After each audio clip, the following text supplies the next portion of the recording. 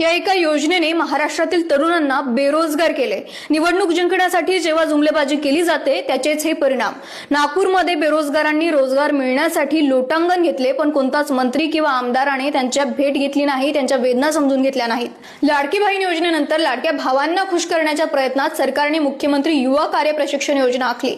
आज 11 महिन्यानंतर प्रशिक्षणार्थींना रोजगार तर सोडाच, उलट त्यांना बेरोजगार केले। सरकारच्या GR नुसार प्रशिक्षणार्थींना रोजगार मिळणार, तसेच 50% प्रशिक्षणार्थींना परमनंट करणार असा GR होता। सरकारवर विश्वास ठेवत ज्याही तरुणांकडे पहिले रोजगार होता, त्यांचा प्रायव्हेट जॉब होता किंवा त्यांचा व्यवसाय होता, त्यांनी ते सोडून प्रशिक्षण घेतलंय। पण सरकारकडे जेव्हा हे प्रशिक्षणार्थी आपला हक्क मागण्यासाठी आले, तेव्हा लाडकी बहीण, लाडका भाऊ म्हणून मिरवणाऱ्या या नेत्यांनी पोलिसांना लाडक्या भावांवर लाठीचार्ज करायला लावला।